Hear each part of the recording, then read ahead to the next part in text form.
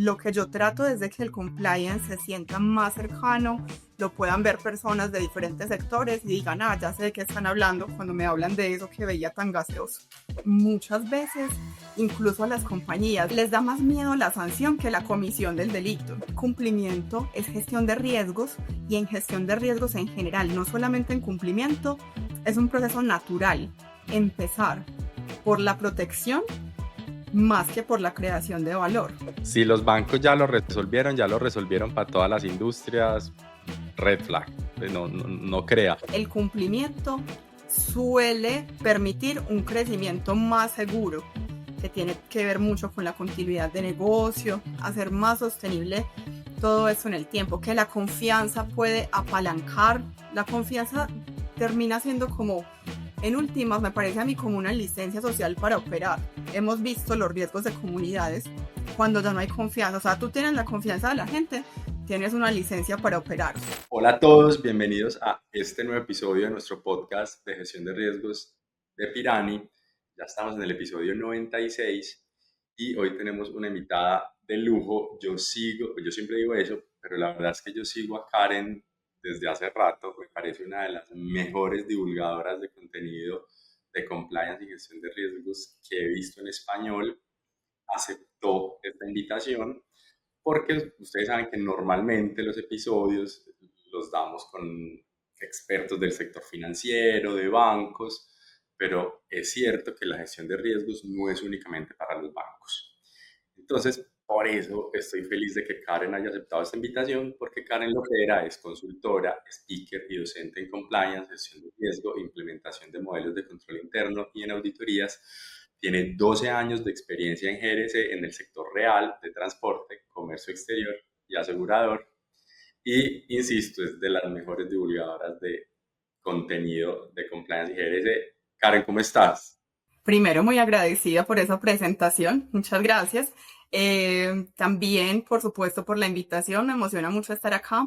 Yo les leo bastante sus estudios sobre riesgos. Estoy también muy pendiente a su contenido.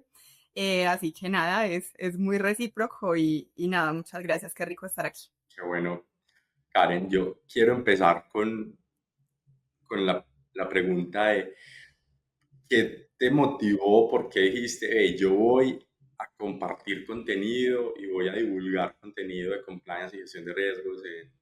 Bueno, yo no sé si aparte de LinkedIn lo haces en otro lado, pero ¿qué te motivó? ¿Por qué lo haces? Bueno, lo hago como una especie un poco incluso de rehabilitación, porque cuando yo empecé a trabajar en estos temas, vi la diferencia cuando hice el cambio de tratar de bajarlo por allí de la estratosfera, los términos de compliance y demás, a un lenguaje más cercano. Entonces yo pude ver en vivo, en capacitaciones, en sensibilizaciones eso, y pues de ahí empecé a cultivar otro tipo como de habilidades que quería, de tratar de ser un poco más sintética. También hubo ahí como una historia personal con mi familia política, con la familia de mi pareja, que son de Santander, y yo soy paisa. Entonces, claro, un poco, si bien somos del mismo país, nuestra cultura tiene esa diferencia. Los paisas hablamos mucho, usualmente contamos historias con demasiado nivel de detalle, lo cual es muy interesante, es muy chévere, pero entonces me pasaba incluso que en ese plano familiar estábamos como cenando, qué sé yo, y era como, ¿quieres comer esto? Y yo, sí, me gustaría, porque sí, ese alimento lo conocí desde 1900. Entonces ya era como, ¿quieres comerlo? No, y yo, sí. Entonces, bueno, se une como esta experiencia personal con esta profesional hace varios años y nada, empiezo a hacer apuestas por tratar de sintetizar el contenido, empiezo a hacerlo también para mis clases, a explicar los casos más concretamente en pasos, con esquemas, con el dibujito, con lo gráfico. Y ya, es así como decido también dar el paso a LinkedIn, es la red en la que yo estoy. En este momento no estoy en otras, pero es así como sucede y ese es el objetivo principal. Lo que yo trato es de que el compliance se sienta más cercano, lo puedan ver personas de diferentes sectores y digan, ya sé de qué están hablando cuando me hablan de eso que veía tan gaseoso. Genial, genial. Y bueno, al menos de este lado creo que lo estás logrando. Incluso nos has inspirado en muchos contenidos en Pirani. Entonces, seguilo haciendo, por favor. Muchas gracias. Bueno, entonces ya para entrar en carnita, Cuando hablamos de puntos ciegos en compliance, ¿de qué estamos hablando realmente? O sea, ¿por qué cuesta tanto ver algunos riesgos incluso en empresas con programas de cumplimiento sólidos? Bueno, yo creo que cuando hablamos de puntos ciegos hablamos de varias cosas. Esto pueden ser áreas de riesgo, pueden ser enfoques, pueden ser delitos que el sistema o no percibe o subestima. En mi experiencia ha sido como generalmente hacia allí. ¿Cómo se suelen ver? ¿Cómo se va como notando? Pues, por la costumbre, la frase a veces muy común de así se ha hecho siempre, o incluso cuando la excepción se vuelve costumbre y pasa como, ven, si ya se hizo esa excepción una vez, pues esto ya es prueba de que sí se puede hacer y así es como también como va migrando a que se haga costumbre. Pensaría también que hay como de trasfondo una ilusión de control, algo muy como esto acá no pasa.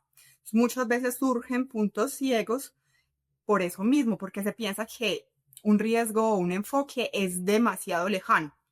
Como no, si se va a materializar un riesgo acá, muy seguramente será, por ejemplo, el riesgo de lavado de activos. Pero solamente en este punto específico y si descuidamos esto, de resto tenemos todo controlado. Y también me parece que de fondo hay unos sesgos y creencias que tenemos todas las personas y que hacen que, no sé, si yo te pregunto, por ejemplo, cómo es más fácil que una empresa sea utilizada para lavar activos o para el tema de la proliferación de armas de destrucción masiva. No sé, tú, por ejemplo, piensas que cuál es más fácil de esos dos. La primera. Yo también y la mayoría. Y he hecho ese Mm. experimento incluso también por ahí preguntando bastante. Entonces hay ciertas creencias que tenemos por ahí y que se dan por muchos temas en los que decimos, no, más probablemente se me materialice este que este otro y eso Ujú. usualmente va a los programas de cumplimiento y a los sistemas. Entonces en últimas ahí también de qué estamos hablando realmente. También de una dificultad de alcance muchas veces cuando estamos gestionando riesgos, pues gestionamos para priorizar para ver cómo usarlo como criterio de priorización, pero es bien complejo porque el tema de cumplimiento tiene riesgos muy significativos en muchas aristas, en demasiados frentes, entonces muchas veces también es fácil descuidar más unas cosas que otras y si partimos de las premisas, usualmente es como compliance es lavado de activos y quienes trabajan más de lleno en otras cosas dicen, no venga, también es el tema por ejemplo, sustentabilidad. Y otros dicen, no venga, pero ¿por qué me estás descuidando la parte de protección de datos? Entonces, como que decimos, compliance es usualmente se asocia más con lavado de activos. Lavado de activos, por ejemplo, generalmente se asocia más con narcotráfico. Y existen muchos otros delitos fuente. Y a veces esa concepción de atender lo prioritario hace que de ahí hacia atrás existan un montón de puntos ciegos, justamente, que es de lo que estamos hablando. Por ejemplo, ¿cómo más se ve? O sea, ¿cómo realmente o de qué estamos hablando realmente en la práctica en estos sistemas?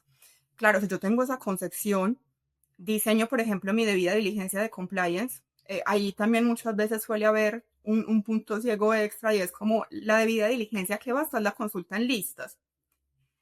¿Por qué? Porque estoy mirando el tema del narcotráfico y ya. Entonces, mira que va como en cadena y va llegando a unos niveles muy impresionantes. Entonces, si yo tengo listas de control, si yo vigilo listas de control, tengo compliance. O sea, se va volviendo Ya. a ese nivel. Y la debida diligencia que diseño, pues si yo lo que priorizo es LA, el lavado de activos, hemos visto muchos casos incluso en los que compañías por las prácticas antilavado se ven sancionadas en materia de protección de datos personales, que también es compliance. Ya. Entonces, me parece que ese pudiese ser un ejemplo de muchas veces realmente cómo sucede en la práctica, o sea, como de qué terminamos hablando. Entiendo que es algo así, pues, sobresimplificándolo, es que a veces por atender lo urgente dejamos de atender lo importante. Sí, a veces nos sucede eso y pues realmente en compliance también hay una necesidad de atención, de inmediatez, de no obstaculizar, de responder bastante pronto y también al tener un pensamiento sistémico es maravilloso, pero muchas veces el mismo sistema hace que nos cueste pensar fuera de la caja, porque la primera, en ese mismo sentido, la primera urgencia ahí es que se entienda ese proceso, ese debido proceso, que es lo que puede ser, bueno, en Colombia lo que termina siendo la buena fe exenta de culpa, no solo como que lo hice sin intención, lo hice con buen juicio, pero mira mi evidencia. Entonces, cuando tú tienes además unos lineamientos tan claros sobre eso, a veces cuesta salirse. Y pues estamos hablando del delito, que en el delito nos sorprenden impactantemente, pues cada semana salen unas modalidades que decimos, ¿cómo me iba a imaginar yo esto? Entonces, Claro. es una complejidad que existe, ¿cierto? Es una paradoja que existe acá, porque toca también como prepararse con estructura, pero con flexibilidad y prepararse Ujú. para la incertidumbre. Entonces, Karen, y siguiendo esa línea, ¿crees que a veces las organizaciones se concentran tanto en evitar sanciones que olvidan mirar los riesgos que no están en ese radar de solo cumplir la norma o solo que solo no me sancionen? yo creo que sí, que pasa con alguna recurrencia. Incluso te cuento que a mí me ha llamado como la atención que me he encontrado con cierta recurrencia a algo en las compañías con las que he tenido pues la fortuna de relacionarme y de o prestarles mis servicios o trabajar ahí para hacer implementaciones o auditoría como desde diferentes frentes y yo he quedado con una sensación que no sé si sea muy atrevida, pero yo pienso que muchas veces incluso a las compañías les importa más les da más miedo la sanción que la comisión del delito. Es como, suena a veces como muy obvio, pero eso cambia muchas cosas de ahí hacia atrás. Porque, por ejemplo, si tú vas a diseñar un programa de cumplimiento, hablemos del tema antilavado, porque tampoco es que lo prioritario no sea prioritario. Entonces, hablemos del tema antilavado, que igual también es bastante trazable. Pero bueno, tú diseñas tu programa antilavado o cualquiera de los programas de compliance. Bueno, por ejemplo, tú partes de no empezar por los delitos fuente. Es un error que yo veo bastante común, de empezar a estudiarte incluso primero todos los marcos, toda la normativa, la práctica global, pero cuáles son los delitos fuentes de tu país. O sea, a veces hay una desconexión ahí grande y esa comprensión del delito fuente, eso cómo se manifiesta, las tipologías, porque el lavado de activos muchas veces se empieza, por ejemplo, a construir todo el programa antilavado como si el lavado ocurriese en el vacío. No, lo tuvo que originar un delito fuente. Nunca, eso sí es algo que ahí no hay ninguna incertidumbre. Nunca el lavado de activos ocurre en el vacío. Entonces, lo primero que yo tengo que ir a mirar, antes que nada, es el tema de los delitos fuente, que para hacer desde ahí mis señales de alerta, mi debida diligencia, ahí vuelve el tema de los puntos ciegos. De nuevo, si yo pienso que el único delito fuente ahí es el narcotráfico, yo puedo estar omitiendo temas que después me pueden ocasionar una sorpresa. En Colombia, por ejemplo, voy a hablar de un par, pues mencionar unos que son como poco comunes y que pocas veces, perdón, veo considerados, como por ejemplo en Colombia la evasión de impuestos es delito fuente de lavado de activos, el fraude aduanero, la simulación de un cargo público y que obtengas dinero por eso. La verdad, no lo suelo ver. Y ahí volvemos como a ese tema del punto ciego. O sea, se pasan del radar porque estoy yendo más hacia lo más conocido, como a eso prioritario, pero que a veces me puede nublar.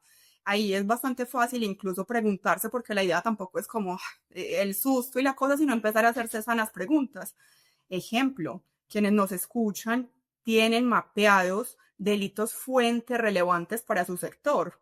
Ese sugeriría yo que sea un ejercicio previo a la construcción de la matriz de riesgos, al diseño de la debida diligencia, a la identificación de señales de alerta, porque si no, incluso las señales de alerta que a veces se ven tan inofensivas cuando socializamos y demás y cuando las contamos, es ahí donde vuelve y se sufre como una ruptura y vamos y le contamos, por ejemplo, a los empleados de una compañía sobre esto y es como el lavado de activos, lo seguimos dejando por allá, no lo bajamos al delito que vemos todos los días en la región y que tenemos noticias de sobra para asociar, infortunadamente, pero tenemos material de sobra para hacer ese puente. Y entonces la gente después no sabe qué reportar porque lo que se está imaginando es una película en la que una persona encapuchada llega con un maletín lleno de dólares. Entonces, pensaría que va como hacia ahí. Y Karen, hay una especie de falsa sensación de seguridad en algunos programas de cumplimiento. Yo pensaría que sí. Yo pensaría que, bueno, con cumplimiento también lo que buscamos es un tema de confianza, lo que buscamos es que facilite también cierta y que genere también cierta sensación de seguridad, pero en estos temas siempre hay que tener como esa línea de la seguridad razonable, incluso desde lo que prometemos muchas veces. A mí a veces me brinca el ojo un poquito cuando decimos como tú tienes cumplimiento y tienes completamente un blindaje. O sea, es como, porque hay que manejarlo como en esos justos medios, toda la potencialidad que tiene, pero es un trabajo que me acaba, o sea, hacer como la promesa de que tienes cumplimiento, blindaste tu organización, hiciste una auditoría de cumplimiento, puedes tener la certeza sobre todo, es un poquito, o sea, sí, pero una seguridad razonable y que se tiene que seguir trabajando por lo mismo, porque muchas veces ese enfoque en demostrar cumplimiento y en no entenderlo como una tarea continua y que de hecho es más cultural que otra cosa, porque de por sí los modelos de madurez de cumplimiento van más hacia cómo se vuelve cultura en el día a día, que excelente, triplicaste toda la evidencia, toda la documentación, todos los controles, se entiende al revés, de hecho así se entiende como altamente burocrático. Entonces, muchas veces pienso que eso pasa también por esa misma dificultad que existe para medir las ventajas. Creo que ahí vamos, creo que cada vez se hacen esfuerzos distintos. Igual cumplimiento es gestión de riesgos y en gestión de riesgos en general, no solamente en cumplimiento, es un proceso natural empezar por la protección más que por la creación de valor. Es más común escuchar sobre riesgo negativo que sobre oportunidades. Es un proceso natural, que por eso no es que la idea sea quedarse ahí. O sea, la idea es tener eso presente para ir haciendo esa transición, porque a veces cuando tú llegas con toda la información de una compañía que apenas va a empezar o lo vas a implementar en tu compañía, pues es mejor como ir también dejando claridades por parte, ¿cierto? Como, no, tómalo como un riesgo, tómalo como una oportunidad, tómalo como un proceso, pero como una Ujú. sensación, o sea, se vuelve muy confuso y es Ya. mejor ir afianzando conceptos y bueno, irlos traduciendo a la práctica. Pero creo que ahí también esa falsa sensación de seguridad se da muchas veces por lo mismo que mencionabas ahora. Si yo lo que estoy pensando es que yo hago esto para que no me sancionen y no me han sancionado, no estoy hecha, pues soy increíble. En el lavado, ahorita me hiciste la pregunta, no sé si era trampa, pero entonces te la voy a volver, que en el lavado de dinero se menciona con frecuencia, eh, pero la financiación del terrorismo no tanto. ¿Por qué este riesgo sigue siendo tan poco visible o incluso tabú? Bueno, yo ahí me atrevo a decir una opinión súper personal y es Ujú, que si estamos hablando de financiación del terrorismo, el terrorismo solo a mí ujú, me parece bastante ideológico. Entonces, pues ahí hay unos riesgos que son muy conexos, ¿cierto? El riesgo geopolítico, vemos como en geopolítica, vemos como ciertos gobiernos dicen, incluso se atreven a decir, ese país es terrorista. O sea, ujú, todo ese país es terrorista, o un grupo ujú, que considera terrorista, un ujú, gobierno, pues es que es sumamente político, porque mira que estoy hablando de un gobierno. Los demás temas estamos hablando de los legisladores, de los examinadores, de otro tipo de entidades. En este estamos hablando de gobiernos que generan esa sensación de quién es terrorista y quién no. Entonces, él tiene, para mí ese tema tiene unas fibras sensibles atrás, o sea, tiene religión, tiene política, tiene seguridad nacional, entonces es un poco más difícil de profundizarlo, de conversarlo. Hemos además, no sé, se ha vuelto también como un postulado común, como que de estos temas no se habla. No sé ujú. si eso nos esté ayudando o no, no estoy también tan segura como de eso, sí, como que dejarlo por allá, sí, volverlo un punto ciego también los temas, pues realmente nos puede estar generando otro tipo de cosas, de intolerancias, de polaridades. No estoy segura de eso. Pero frente a financiación del terrorismo, lo que yo veo es, de nuevo, que es un tema que se siente bastante lejano. O sea, es como terrorismo, voy a hacer una generalización terrible, pero que es como muy común. Oriente Medio, Suaca no, o bueno, nuestra región también, como solo Colombia, ya. Pero entonces hay unas narrativas también en lo latinoamericano que yo pienso que han ido mucho hacia el lavado, incluso en nuestro entretenimiento. Sabemos que nuestras novelas, nuestras series tienen bastante el tema del lavado. El Ujú, terrorismo no tanto ujú, como el lavado, ¿cierto? Y lo mismo, porque la asociación es el narcotráfico. El narcotráfico sigue siendo un tema bastante grande en diferentes narrativas nuestras, claro. televisivas, literarias, no sé. Hay géneros musicales que mencionan muchísimo, por ejemplo, el tema del lavado, la financiación Ujú, del terrorismo, no sé qué tanto. ¿Cierto? Entonces yo creo que tiene otros matices ahí detrás y ya como desde esa narrativa que se pudiese decir más tangible, bueno, llevémoslo un poco a lo que yo mencionaba antes del tema del delito, de cómo se da el lavado de activos, tiene entonces como ese delito o ese dinero ilícito, ujú, luego la necesidad de esa apariencia de legalidad y luego esa ganancia económica. Mientras que ujú, la financiación del terrorismo no suele buscar lucro ujú, y suele tener impacto ideológico. Ya ahí ujú, es bien distinto, ya ahí es bien distinto pararte desde lo técnico a detectar una cosa u otra. Es más, el terrorismo puede tener un origen perfectamente lícito que se ujú, convierte en el fin ilícito del terrorismo. ujú, Entonces, hacer esa trazabilidad, como que esas capas de opacidad que, por ejemplo, suelen hacer los lavadores, ujú, pues el terrorismo no tiene muchas veces tanta necesidad de eso. Otra cosa que yo veo importante es que el terrorismo, o sea, cuando tú quieres lavar dinero, usualmente quieres lavar sumas muy grandes y es así como más fácil ves esos fenómenos acumulativos y en fin, es como por grandes ujú, volúmenes. Pero, por ejemplo, un atentado no necesariamente requiere ujú. un gran volumen. Entonces, también desde lo transaccional, muchas veces es más difícil de ver. Creo que tiene mucho, creo que tiene demasiado de fondo realmente. Claro, que pareciera que desde la misma definición del nombre de la sigla, pues al final hicieron priorizaciones de lo que más pasa es lavado de activos, después financiamiento del terrorismo y después, porque al menos en Colombia no está en la sigla tan interiorizada que es el de proliferación de armas de destrucción masiva. Claro, pues que si de entrada ya decir el nombre es largo, ahora dar el ejemplo puntual, pues más Sí, todavía. sí, porque en el lenguaje se suele simplificar, sí, de acuerdo, me parece muy interesante lo que dice, seguramente fue así también, o sea, desde ahí existe una priorización, como un mensaje también de, ven, que es más importante o que es más recurrente, a qué le paró Ujú, más bolas, a qué le dedicó más ujú, recursos, ¿cierto? Por ejemplo, ujú, con ese tema de la proliferación de armas, de la destrucción masiva, que se considera en varios ujú, recomendaciones y legislaciones, en unas depende, ¿cierto? Se dice como es parte ujú, de financiación y otras ujú, veces no.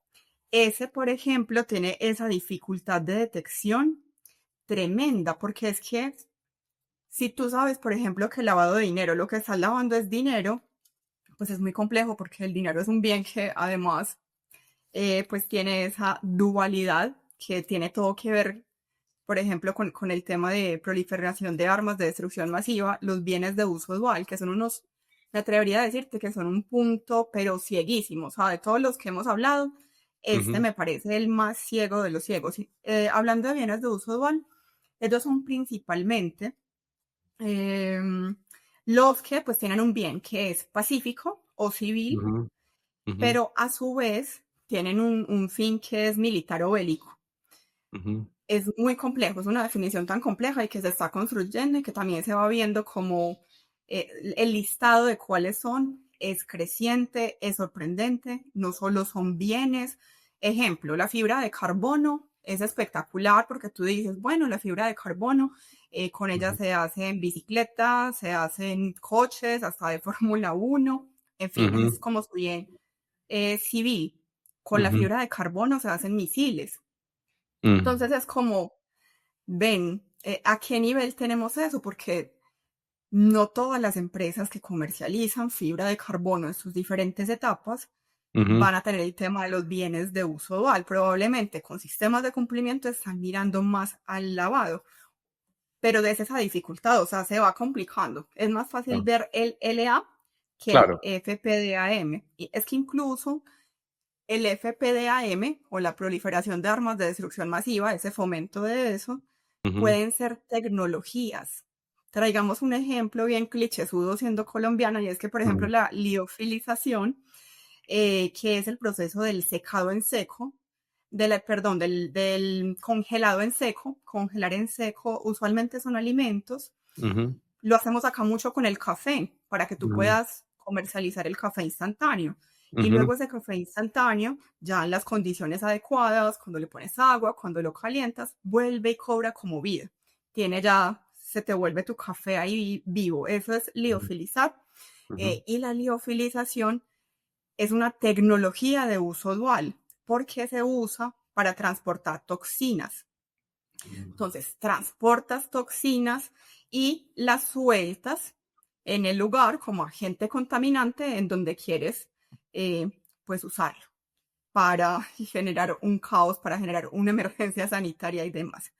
Entonces, la complejidad es muy distinta, porque si yo estoy hablando de lavado de dinero, yo tengo que claro. perseguir el ciclo del dinero. Si yo estoy hablando de proliferación de armas de destrucción masiva, nadie importa ni exporta armas de destrucción masiva. Tengo que mirar a un nivel de detalle Claro. de los bienes de uso dual, que es lo que van a, o la tecnología, que es lo que se va a mover hasta llevarlo al destino en el que se va a proliferar. Hay una brecha gigante de detección ahí.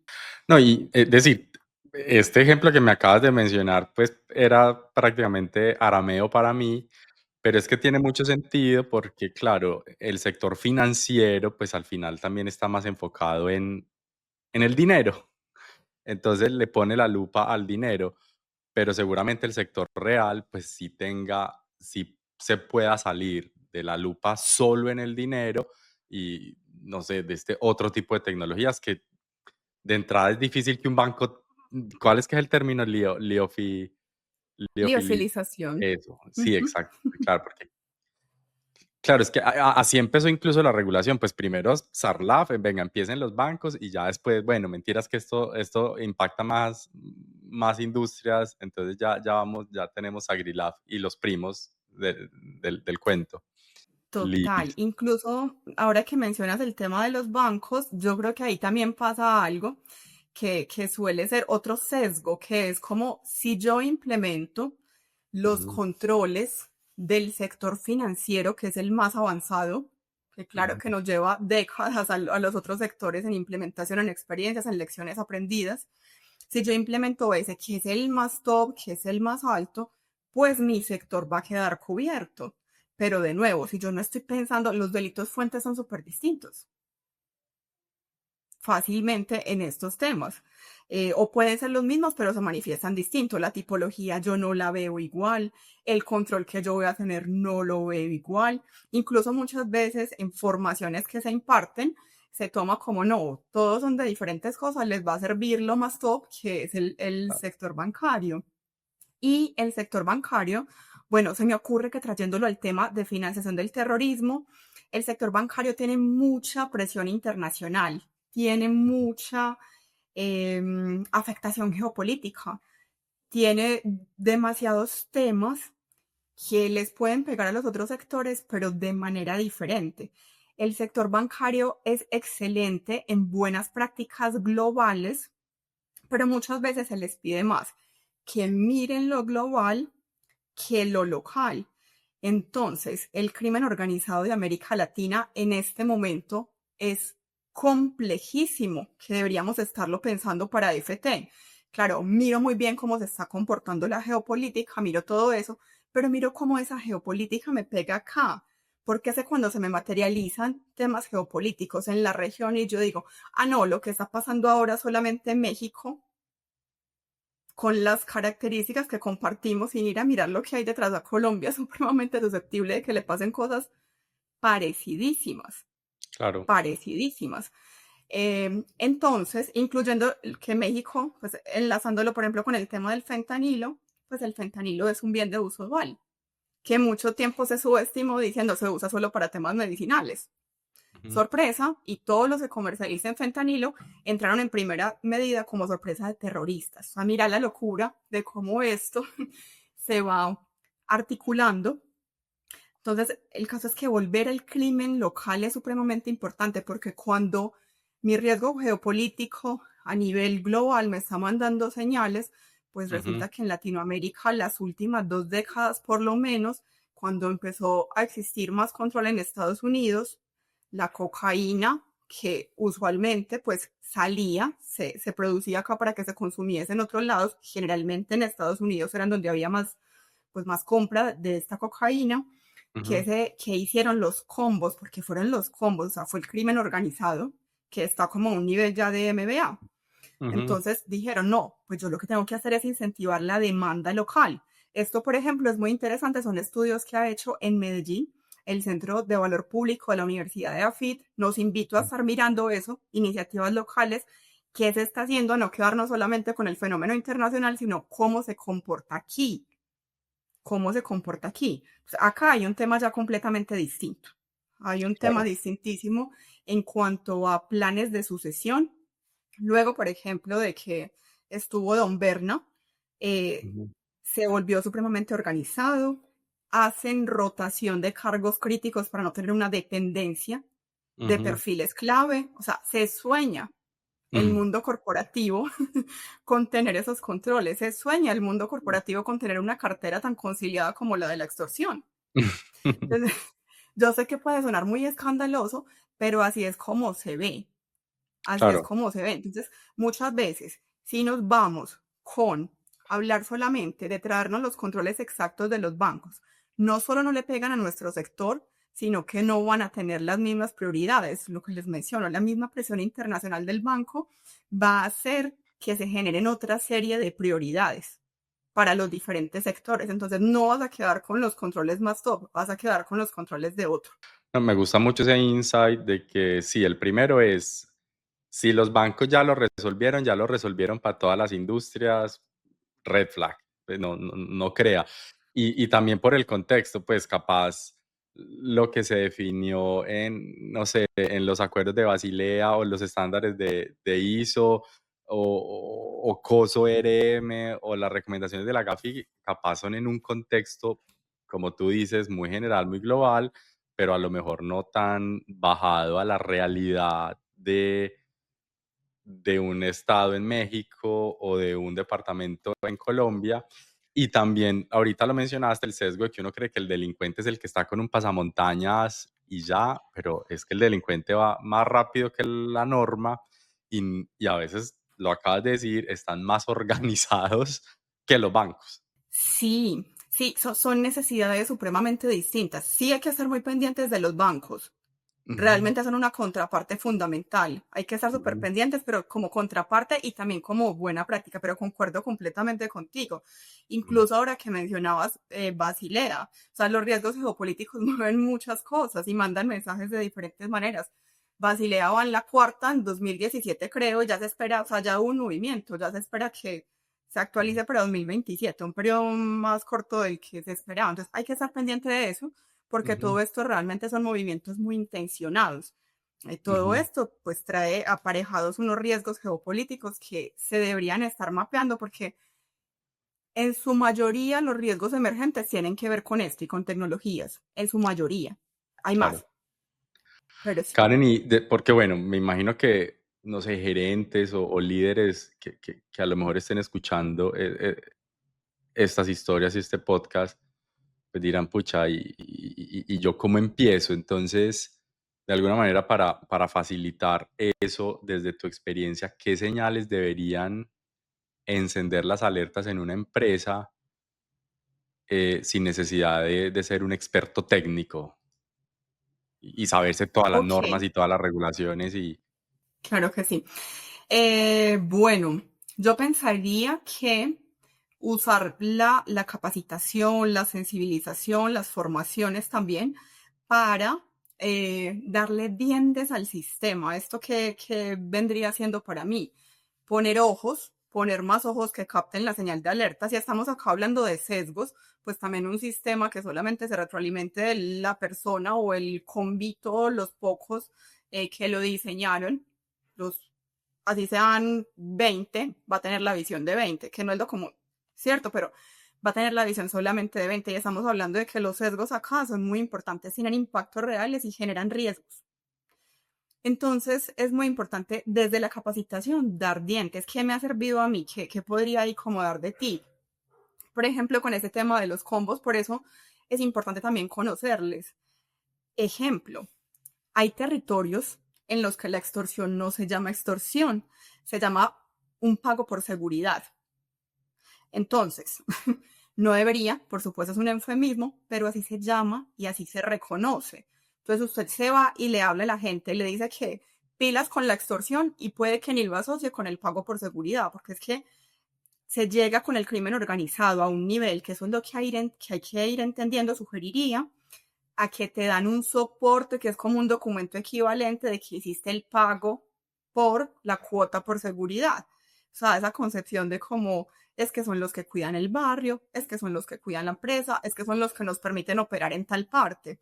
Entonces, yo empezaría por el lenguaje, por ir quitando el eufemismo y esto parece como un ejercicio romántico, pero eso tiene detrás ir acercando cómo se ve el delito, cómo se ve el delito, ir dando dientes para que lo identifiquen y es como que venga, no porque tiene un soporte es algo legal, porque realmente dan soportes. O sea, yo colecciono esos soportes, yo sé, o sea, es como innecesario contar ese inventario mío por allá tan X, pero yo colecciono esos soportes y los muestro en capacitación, porque a veces me parece que pecamos mucho como de esto no se puede hablar y eso está pasando, o sea, de nuevo es como, no, hablemos del delito, o sea, eso pasa, lo más grave es que pasa, que lo hablemos, pues aprendamos para prevenir. También hay que resulta bien importante, pues hay una que es muy básica y que no se puede descuidar, que es el tema de que, pero pasa mucho, en la práctica sucede mucho que, por ejemplo, tengo un proveedor en una compañía, me pasa toda su documentación, le hago la debida diligencia, me dio el certificado bancario y allá al final me dice, ay no, se me presenta un problema con la cuenta, págale a otro. Y usualmente a ese otro por la premura, por el día a día, en fin, ya no se le hace debida diligencia. Entonces tú terminas pagándole, ni siquiera sabes a quién. Ahí sí recuerda, por favor, el SARLAF en Colombia o el sistema de prevención equivalente de los bancos, que ahí se va a ver también muy trazable quién le pagó a quién. Entonces, no diluyamos por la premura temas de debida diligencia. Y, eh, por ejemplo, donaciones, ayudas humanitarias, temas religiosos, o sea, los controles también deben ir a desmitificar un poco que si es una entidad sin ánimo de lucro, es imposible que haga terrorismo. O sea, no, yo tengo que hacerle debida diligencia, ¿cierto? No tener también de nuevo una falsa ilusión de control, porque digo, pero Dios mío, o sea, si se dedican a ayudar, pues es que no se dedican a financiar el terrorismo. Yo no sé, o pueden ser utilizadas como vehículo por otros, o pueden estar amenazadas para, o sea, yo no sé, yo tengo que hacer debida diligencia, saliéndome también de ese sesgo de que no lo van a hacer las ONG, son de hecho súper vulnerables para ser instrumentalizados. No estoy diciendo que no donen, estoy diciendo que donen bien y con el lleno de los requisitos para donar y en fin. Los pagos hacia jurisdicciones de riesgo siguen siendo súper importantes porque ahí entonces sí, hay contrapartes que están ubicadas en zonas de conflicto, que hay presencia de grupos armados como señal de alerta. No estoy invitando a lo que se suele llamar como el de-risking o eliminar el riesgo así como que uno dice, no, entonces ya no puedo trabajar ni con organizaciones, ni con ONG, ni con este sector, ni porque tiene riesgos o no se podría trabajar con nadie, no. Todo eso lo que hace es que yo haga debida diligencia reforzada, que yo mire cómo se puede materializar eso. Entonces lo dejaría ahí pues como por mencionar algunos, pero sí, es importante bajarlo a ese nivel.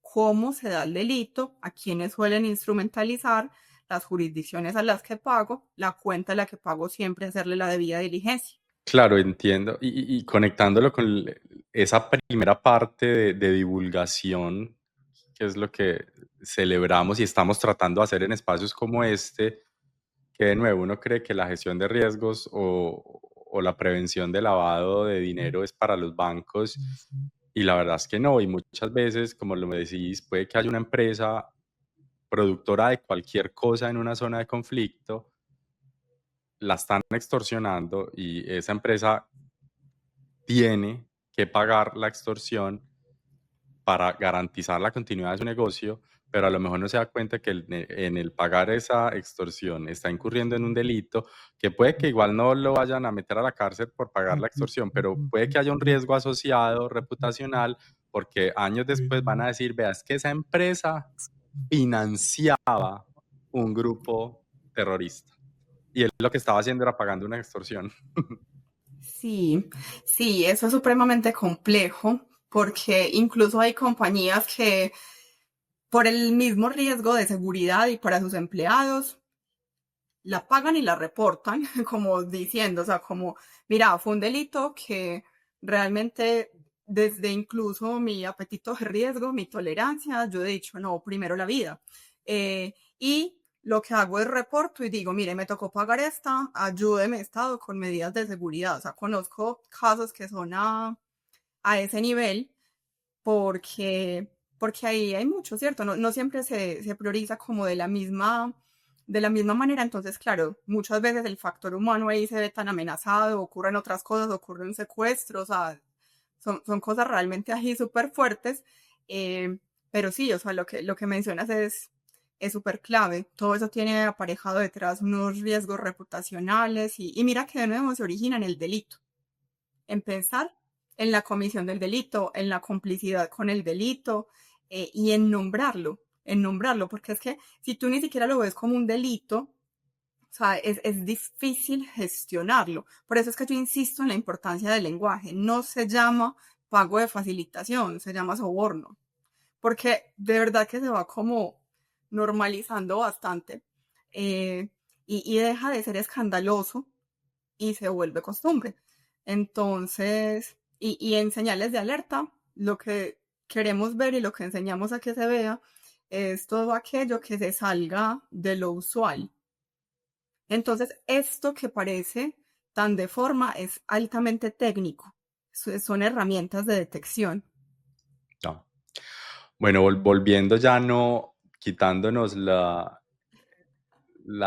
escudo de la defensa y de esas empresas que solo quieren cumplir la norma o que no lo sancionen y ya, pero entiendo que hay empresas que sí están cruzando esa frontera y que ya sí están viendo los temas de cumplimiento desde resiliencia o sostenibilidad. Eh, Vos que tenés experiencia en compliance, en gestión de riesgos y en sector real, ¿crees que sí hay una relación entre compliance y resiliencia o sostenibilidad? Yo pienso que sí. Yo pienso que ahí hay una relación bien interesante que tiene varias, o sea, una relación, unos retos y una necesidad de coherencia. Entonces pensaría que dentro de esa relación, por ejemplo, con el tema de sostenibilidad, estamos descubriendo con la madurez de estos programas, con ir ganando un tiempo en los diferentes sectores, con tener más sectores distintos al financiero, ganando madurez en estos temas, que realmente el cumplimiento suele permitir un crecimiento más seguro, que tiene que ver mucho con la continuidad de negocio, hacer más sostenible todo eso en el tiempo, que la confianza puede apalancar, la confianza termina siendo como, en últimas, me parece a mí como una licencia social para operar. Hemos visto los riesgos de comunidades cuando ya no hay confianza. O sea, tú tienes la confianza de la gente, tienes una licencia para operaros. Aunque esa no se celebre usualmente ni se cuide tanto como cuando tú dices, tengo esta certificación en esto. Pero cuando esto falla, es cuando se ve, cuando la sociedad te deja sin esa licencia, es cuando te vas a pique y es completamente difícil ya ir solamente a tratar de gestionar una crisis de unas magnitudes en las que ni te van a creer lo que salgas a decir. Es bien complicado.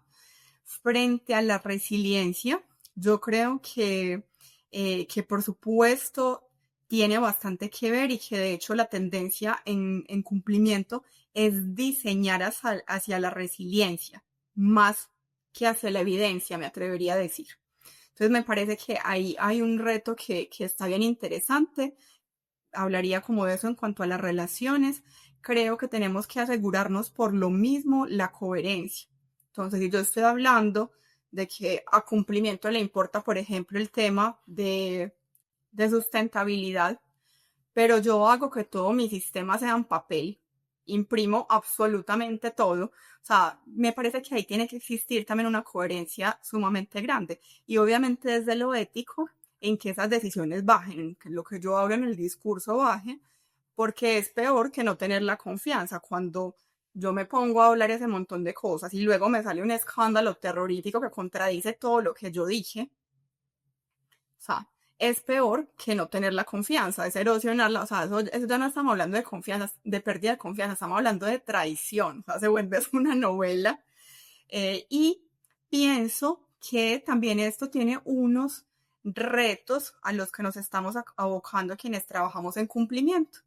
Y es darnos a la dura pero gran tarea de cuantificar las ventajas, de dejar de decir que somos un aliado estratégico sin el mismo nivel de evidencia que cuando decimos que evitamos sanciones, porque muchas veces decimos, evitamos sanciones y ahí tenemos clarísimo y sacamos la data y decimos, mira, en Colombia han existido tantos sancionados, se ha sancionado más, bueno, esto es real, se ha sancionado más, por ejemplo, en el sector financiero que en el sector real el año pasado, pero fue más cuantioso el sector real. ¿Quién lo cree? ¿Quién lo creería? Se esperaría que hubiera sido más cuantioso el financiero. Entonces, ahí tenemos una data, salimos con un montón de cosas, pero cuando salimos a querer darle el mismo peso diciendo que somos aliado estratégico, pues hay una dificultad para medirlo, pero nos va a tocar, porque es muy desbalanceado, que queramos que vean la ventaja, pero que ahí sí no tengamos el mismo soporte. Entonces sí, empecemos a llevar indicadores de cuántas licitaciones nos ganamos, hubo participación de compliance, cuántas pasaron sin observaciones, qué sé yo, no solamente cuántas personas nos están reportando, cómo ha mejorado la calidad del reporte en los canales de ética.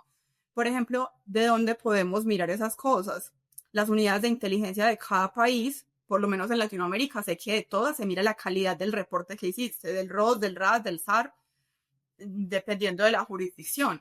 Ahí podemos ver cómo se mide un buen reporte. Ahí podemos ver la madurez de los reportantes, cómo está creciendo, qué elementos les estamos pidiendo. O sea, como estos temas que llamamos blandos, que no son tan blandos, también puedo cuantificar cuántos negocios nuevos me salieron, en cuántas nuevas jurisdicciones en las que yo tengo que tener compliance o si no, no puedo entrar.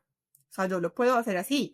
O esa serie como de indicadores blandos, ¿cierto? De cuántos me reportaron, los reportes que se cerraron, en los entrenamientos cada vez me preguntan más. Es difícil medirlo, pero me parece que tenemos esa tarea para que podamos estar mostrando realmente cómo le aportamos a resiliencia y a sostenibilidad. Karen, para darnos moral, pero ¿sí crees que dentro de tus clientes sí hay empresas que están haciendo gestión de riesgos y cumplimiento para ver oportunidades y crecer más que defenderse?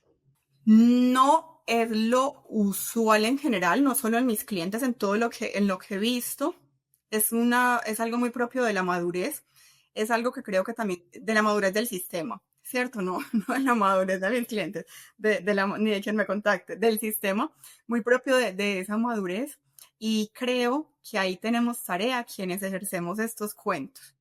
Creo que a veces nos da como pena hablar de esto con pasión, como que nos gusta, a veces en la misma capacitación es como, no, yo no sé, o sea, desenclosetémonos ya con que este tema es muy bacano y que nos gusta, porque como que a veces vamos a hablar con otros y he notado como, ay, no, es que es mejor para que no le sancionen, o sea, volvemos y reforzamos ese tema de esos sesgos, porque es que realmente el asesoramiento técnico o esa asesoría técnica o incluso dentro de las organizaciones, como línea de defensa, eh, estás en la segunda, estás en la parte técnica, a quien le compete viralizar esto de alguna manera en cuanto a su importancia, en cuanto a las ventajas, pues es a quienes estamos de este lado, porque no es lo usual, creo que ninguno, y creo que le pasaría a todas las personas a quienes trabajan en SST, en ambiental.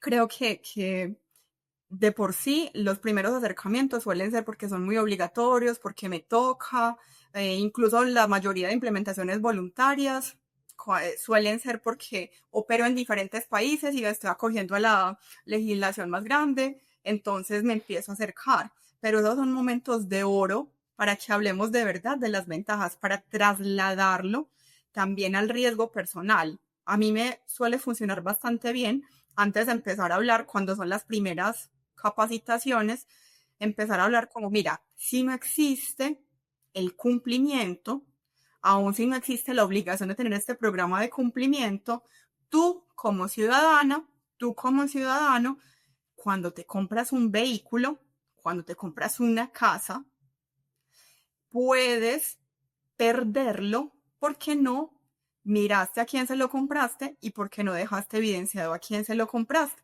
Les explico eso, les explico ese riesgo que es real y existe, por ejemplo, en Colombia de extinción de dominio. Primero aterrizándolo, ya luego sí les digo, bueno, esto que les conté se llama extinción de dominio, perdón. Bueno, pero de domingo también, es cada semana sale un montón. Y ya bajándolo, ya les digo, mira, tú haces debida diligencia y realmente puedes quedarte más tranqui en tu casa. O sea, cuidado también con a quién le prestas la casa. Tú te vas de vacaciones, le prestas la casa a alguien y resulta que esa persona se pone a expender alucinógenos en tu casa. Da la coincidencia que cae ahí, se evidencia por algo que se esté haciendo, porque están siguiendo a alguien que no sé, se evidencia, los riesgos son así, se materializan de maneras a veces que parecen muy televisivas, pero así es. Y tú puedes perder tu casa, porque no solamente hay extinción de dominio por origen, por cómo la adquiriste, sino por destinación. ¿Para qué destinas tu casa? La Constitución colombiana, por ejemplo, protege las casas porque cumplen una función ecológica y social. Pero si tú cometes un delito allí, se quita ese velo de la protección y puede entrar a extinción de dominio. Listo. Hablando de eso, ahora sí vamos a hablar de la empresa. Ya cuando la gente ha preguntado y ha dicho y empieza a decir, entonces yo qué hago, entonces cómo compro. Y entonces creo que va mucho desde ahí y de también cómo transmitimos el mensaje y de que no nos dé susto decir la debida diligencia es tranquilidad.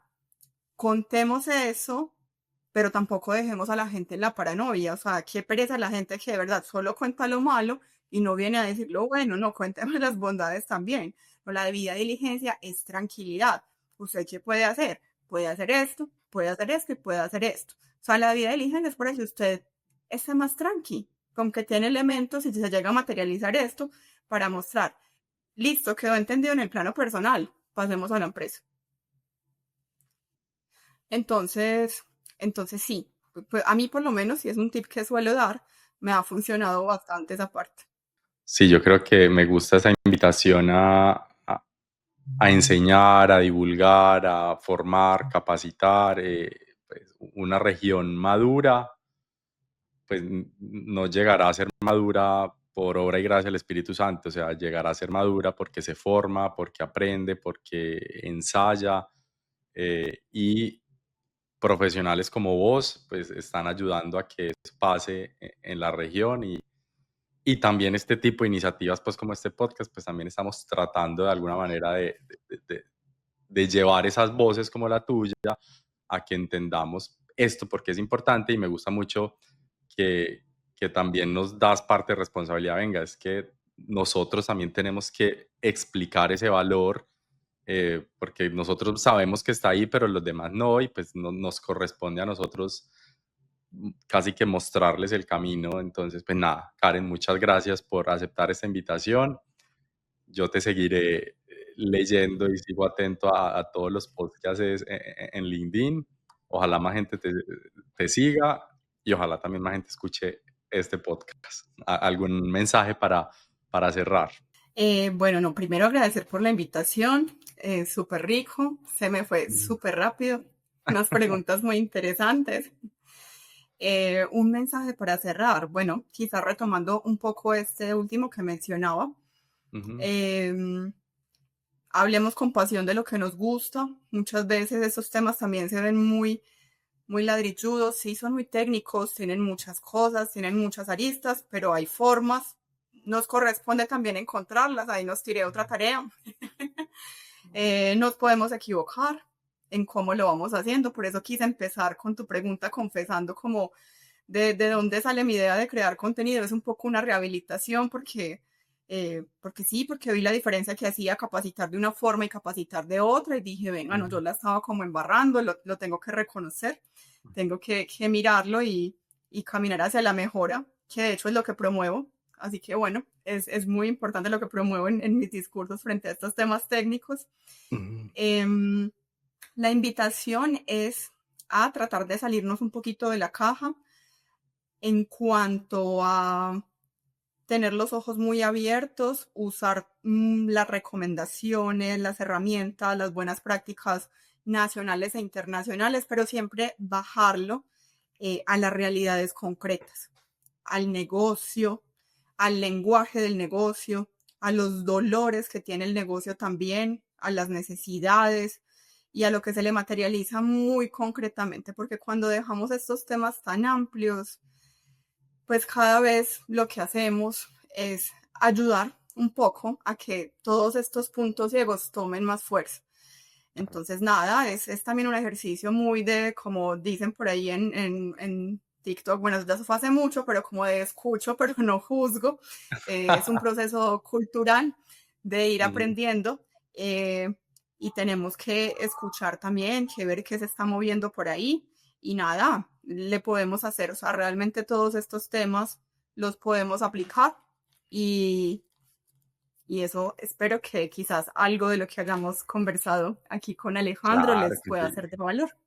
Seguro que sí, seguro que sí. Bueno, gracias Karen, gracias audiencia. Recuerden, un episodio nuevo cada 2 semanas los miércoles. Si les gusta este contenido, déjenos sus comentarios de qué temas o qué actores les gustaría con los que conversáramos. Denle like, suscríbanse, sigan a Karen en LinkedIn, créanme que el contenido es demasiado bueno. Síganos a nosotros también y nos vemos en el próximo episodio. Chao, gracias a todos.